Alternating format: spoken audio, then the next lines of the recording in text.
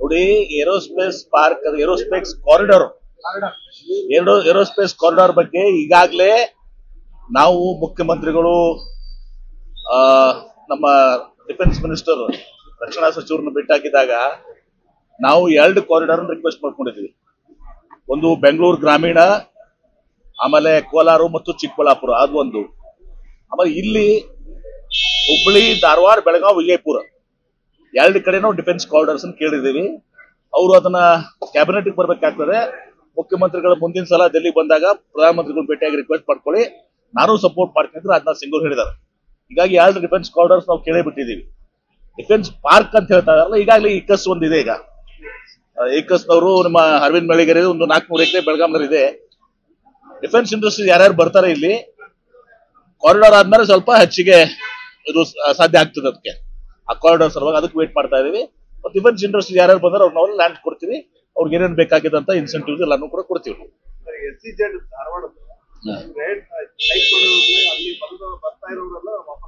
ನೋಡಿ ಏನಾಗಿದೆ ಹೇಳ, ಒಂದ್ ಕಡೆ ರೈತರು 2013 ಭೂ ಸ್ವಾಧೀನ ಕಾಯ್ದೆ ಪ್ರಕಾರ ನಾವು ಏನಾಗ್ತದೆ, ನಾವು KDB ಅವರು ಅಲಾಟ್ಮೆಂಟ್ ಮಾಡಿದಾಗ ಟೆಂಟೇಟಿವ್ ಅಲಾಟ್ಮೆಂಟ್ ಪ್ರೈಸ್ ಅಂತ ಇರ್ತದೆ,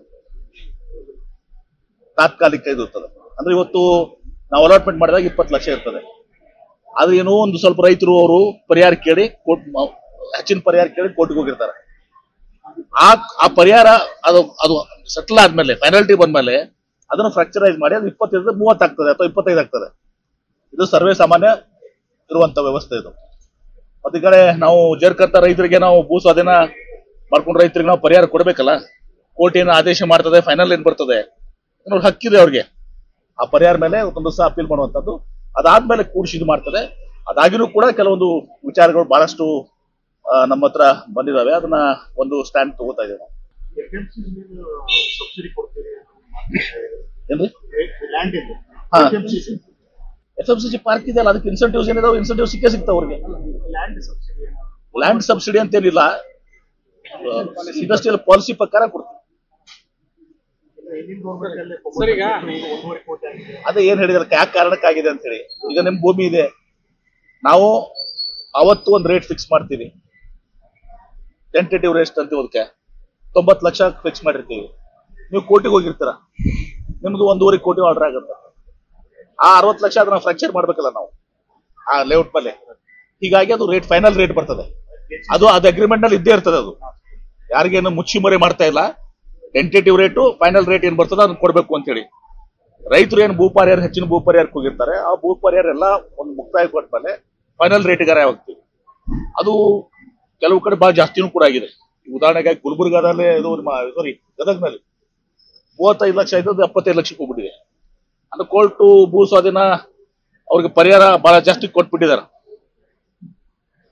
35-75 ಆದಾಗ ಬಹಳ ಕಷ್ಟ ಆಗ್ತದೆ. ಈ ಇದನ್ನ ಯಾವ ರೀತಿ ನಾವು ನಿಭಾಯಿಸಬೇಕು ಅಂತೇಳಿ ನಾವು ಡಿಸ್ಕಷನ್ ಮಾಡ್ತಾ ಇದ್ದೀವಿ. ಸರ್, ಈಗ ರಾಜ್ಯಕ್ಕೆ ಮತ್ತೆ ಮೋದಿ ಅವರು ಬರ್ತಾರೆ, ಸ್ವಾಗತ ಮಾಡ್ಬೇಕಾ? ಏನ್ ಮಾಡ್ತೀರ? ಪ್ರಧಾನಮಂತ್ರಿಗಳು ಬರ್ಲಿ, ಸ್ವಾಗತ ಮಾಡ್ತೀವಿ. ಆದ್ರೆ ರಾಜ್ಯ ಸರ್ಕಾರದ್ದು ಕೂಡ ಅದ್ರಲ್ಲಿ ಪಾಲಿದೆ. ಮೆಟ್ರೋದಲ್ಲಿ ಆ ಎಲ್ಲ ಕೇಂದ್ರ ಸರ್ಕಾರ ಎಲ್ಲೆಲ್ಲಿ ನಮ್ಮ ರಾಜ್ಯ ಸರ್ಕಾರ ಪಾಲಿರ್ತದೆ, ಆ ಒಂದು ರಾಜ್ಯ ಸರ್ಕಾರಕ್ಕೂ ಅದೇ ಮಹತ್ವ. ಯಾಕಂದ್ರೆ ಅವ್ರದೇ ದುಡ್ಡಿದ್ರೆ ಮಾತು ಬೇರೆ, ನಮ್ಮ ದುಡ್ಡು ಅವ್ರದ್ದು ಮಾಡ್ಕೊಂಡಿರ್ತಾರೆ. ಅವ್ರದೇ ದುಡ್ಡಿದ್ರು ಕೂಡ ನಮ್ಗೆ ಪ್ರೋಟೋಕಾಲ್ ಇರ್ತದೆ. ಆ ಗೌರವನೆಲ್ಲ ಕೊಡ್ಬೇಕು. ದಿವಸ ಅದನ್ನ ಫಾಲೋ ಮಾಡ್ಬೇಕಾಗ್ತದೆ. ಸಿಗಂದೂರು ಸೇತುವೆಯಲ್ಲಿ ಅದು ಬಹಳ ತಡವಾಗಿತ್ತು ನೋಡಿ. ಮುಖ್ಯಮಂತ್ರಿಗಳಿಗೂ ಮೊದಲೇ ಫಿಕ್ಸ್ ಆಗಿತ್ತು. ನಮ್ಮ ಜಿಲ್ಲೆಯಲ್ಲೇ ಇಂಡಿ ಕಾರ್ಯಕ್ರಮ ಫಿಕ್ಸ್ ಆಗಿತ್ತು. ಅಲ್ಲೆಲ್ಲ ಪಾಪ ತಯಾರಿ ಮಾಡ್ಕೊಂಡು ಒಂದು 50,000 ಜನ ಇದ್ರಲ್ಲಿ ಒಂದು ದಿವಸ. ನೀವು ಲಾಸ್ಟ್ ಮಿನಿಟ್ ಹೇಳ್ಬಿಟ್ರೆ ಅಲ್ಲಿ ಕಾರ್ಯ ಕ್ಯಾನ್ಸಲ್ ಮಾಡ್ಬಿಟ್ರೆ ಅಲ್ಲಿ ಅನಾನುಕೂಲ ಆಗ್ತದೆ ಅಲ್ಲಿ.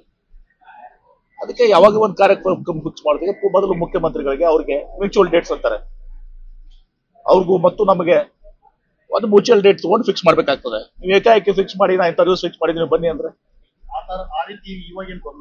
ಯಾವ್ದು ಅದು ನನಗೆ ಗೊತ್ತಿಲ್ಲ. ಅದ್ರ ಉಪಮುಖ್ಯಮಂತ್ರಿಗಳು ಕೇಳ್ಬೇಕು.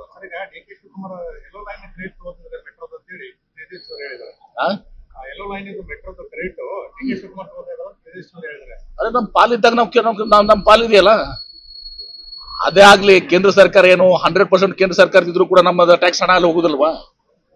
ಏನ್ ಕೇಂದ್ರ ಸರ್ಕಾರ ಏನು ನೋಟ್ ಪ್ರಿಂಟಿಂಗ್ ಮಷೀನ್ ಏನ್ ಕೊಟ್ಟು ಕಳಿಸ್ತಾರ? ನಮ್ಮ ರಾಜ್ಯಕ್ಕೆ ಎಷ್ಟು ನಮ್ದು ಟ್ಯಾಕ್ಸ್ ಅದ? ನಮ್ಮ ಪ್ರಿಯಾಂಕ್ ಅವ್ರು ಕೇಳಿ ಎಷ್ಟು ಕೊಡ್ತೀವಿ ನಾವು tax? IT number 2 GST number 2 number 2 ಇದೀವಿ ಈಗ. 4.5 lakh crores only in IT exports. ಮತ್ತೆ ನಮ್ಮ ಪಾಲಿಂದ ಟ್ಯಾಕ್ಸ್ ನಲ್ಲೇ ಅವ್ರು ಮಾಡೋದಲ್ಲ. ಏನ್ ಕೇಂದ್ರ ಸರ್ಕಾರ ಏನಾದ್ರು ಮಾಡ್ತಾರ? ಬರೀ ನಾವು ಕೇಂದ್ರ ಸರ್ಕಾರ ಕೊಟ್ಟಿದೀವಿ, ನಮ್ದೇ ಯೋಜನೆ ತಂದ್ರು ಕೂಡ ನಮ್ಮ ಟ್ಯಾಕ್ಸ್ ಹಣನೇ ಅಲ್ಲ ಅದು.